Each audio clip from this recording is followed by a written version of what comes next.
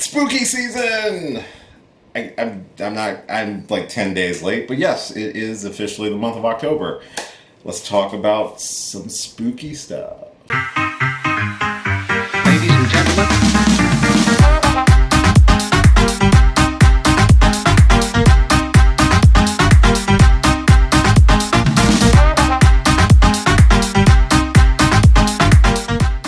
What's going on, everybody? It's your boy Will, and this is going to be my quick review for Werewolf by Night. This is a Marvel Studios special presentation. This stars Gail Garcia Bernal, Laura Donnelly, and Harriet Sampson Harris. This is directed by Michael Giacchino, who you probably know more from his composer work. If you've heard any major production, Pixar, or even a good number of Marvel movies over the course of the last 20 years, he has probably been the composer of said production. But this is his, not really directorial debut, but this is a big one for him. And this is a very unique presentation and introduction into the horror / gothic side of the Marvel Cinematic Universe. Yes, we've had our Doctor Stranges, we've had our Scarlet Witches, we've had our Moon Knights, but this is full-fledged classic 1920s, 1930s, 1960s Universal monster movie theme, suspense, and everything, and it's oh so good. I can't tell you how good this is. So the story does take place with a group of hunters who have been called to the Bloodstone Temple by the late passing of Ulysses Bloodstone. His daughter, Elsa Bloodstone, played by Donnelly, is there to claim her birthright, while Jack Russell, aka our Werewolf by Night, is there for other reasons. And this group of hunters is meant to hunt down a dangerous monster in order to claim rightful ownership of the Bloodstone. It is a throwback if throwbacks were never a throwback. This looks gorgeous. First off, it's in black and white, which who knows if I'm going to make this review all in black and white, but at this point it would probably already be in black and white if that's something I'm going to do. But the cinematography, the way this is shot, it is a homage and a love letter to those Universal monster movies, your Wolfman, your Dracula, your mummies, everything the Dark Universe tried to do but just completely failed on.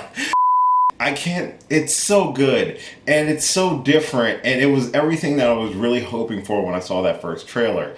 It was just a breath of fresh air in terms of, at this point with the MCU, them taking chances and really going for something unique and special. And even from the way it's shot, being completely in black and white, but even the little things like how the way the film and the screen kind of jolts and shifts to invoke those old, millimeter films that they used to use before everything went digital. It gave that quality, that style of it.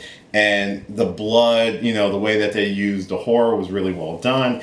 It didn't go full hardcore like what you see in a rated R movie or a slasher flick, but being that it was in black and white, I think they had a little bit more freedom to do certain things, utilizing like blood splatter on the camera, how some of the people were killed, the uniqueness of the monster. Yes, the monster was Man-Thing. That's not really a spoiler because you can kind of see a little bit of it in the trailer.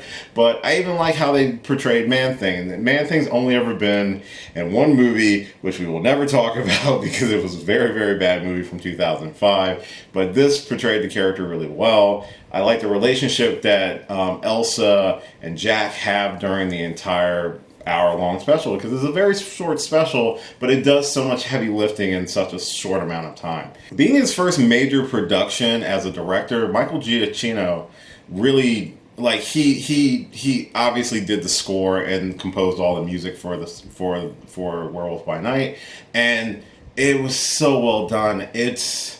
I'm really happy with what this turned out to be, and it also shows that he's very gifted in telling a short form story, utilizing camera positions and the use of lighting and positioning and perspective is really well done. It really does remind you of watching like an old school Dracula or Wolfman movie from the 60s. It invokes that same sort of fear, but also a little bit of camp and a little bit of fun as well. It wasn't all like, "Arr," or anything like that. Why did I do that? Arr, arr, arr. It invoked a lot of those same feelings and, that same sort of tension while keeping it good for an average movie-going audience. And being able to tell such a complete story in just a 1 hour sort of gap, it kind of puts some of the series to shame a little bit, because some of the series will get 6 episodes to tell a story and might still leave a few things hanging, where this is from start to finish, it's one well-told story, and it really endears you to the characters. Like, Elsa is an awesome badass fighter. She's confident in her abilities. They hint at, some abuse from her family. Why did she escape? They teased her mother, which is another thread that they kind of left that for any sort of future interactions with the character that we can get with Werewolf by Night, Jack Russell. He's very lighthearted for someone who suffers from an affliction of being a werewolf, but also has a strong heart and sense of doing right, even when he can't control himself, that sort of thing. And I like Man-Thing. I thought Man-Thing was really cool. It's surprisingly very, very complex character who does not speak, as well as the relationship he has with Jack in the movie, and special. It's hard to say movie because it's not really a movie. This is literally a 1 hour special. And I thought this was a smart way of doing this, where I don't think this sort of style would survive like a long form, like a series. It could handle a full 2 hour run movie, but I think getting our palates teased with this first outing of these characters, leaving the door open for some of them to return and their interactions, and also surprisingly where this place is that we can theorize in the overarching MCU. I think that's a really cool way of introducing some characters into this sprawling universe that we have without having to dedicate an entire series to them on Disney Plus, or an entire 2.5 hour movie that may or may not make its money back. We're talking about a 1 hour special that introduces us to new characters, a new side of the universe that we haven't really had a chance to play in yet, informing and teasing future characters who can populate that corner of the universe.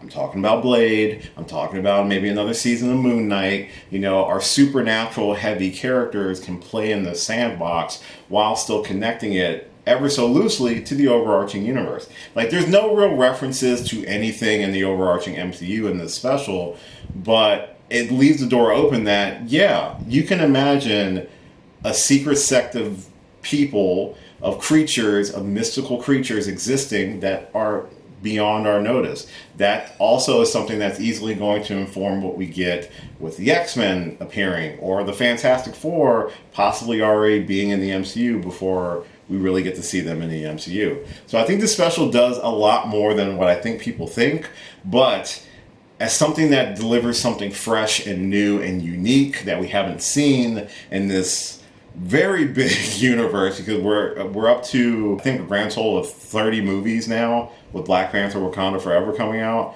and all the series and stuff like that. I mean, to come out with something this fresh and this unique to really get people excited, it provides more confidence that even with this universe existing for as long as it has, that we can continue to be surprised, we can continue to take chances, we can continue to give people opportunities to tell unique stories and in unique styles. I mean, paying homage to your classic monster movies like this is really well done. I was very happy with how it was shot, and even how it ended. I mean, with how they shifted to more of what we're used to. I'm trying not to spoil it, and it's really hard to not spoil an hour-long special, but all I can really say at this point, if you haven't seen Werewolf by Night, please go see it.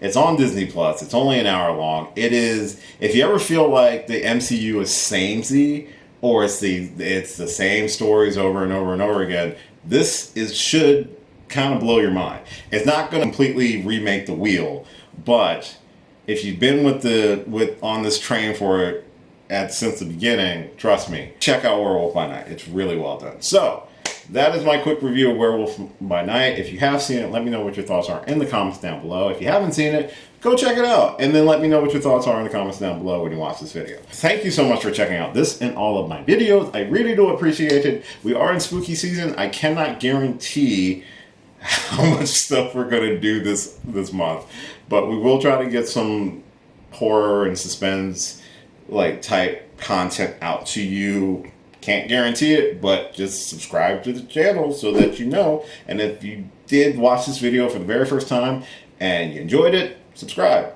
Help a brother out. I need 29 more people to subscribe by the end of the year so I can hit 500. I would really appreciate it. Give me a follow at most different social media platforms listed at the end of this video. I do have a ton of videos on this channel right now that you're more than welcome to check out. Like, share, subscribe, all that fun stuff. As always, until next time, rawr, and I'll catch you later.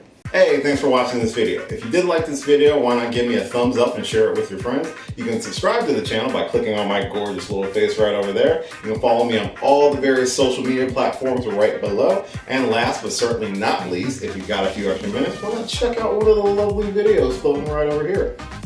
Later.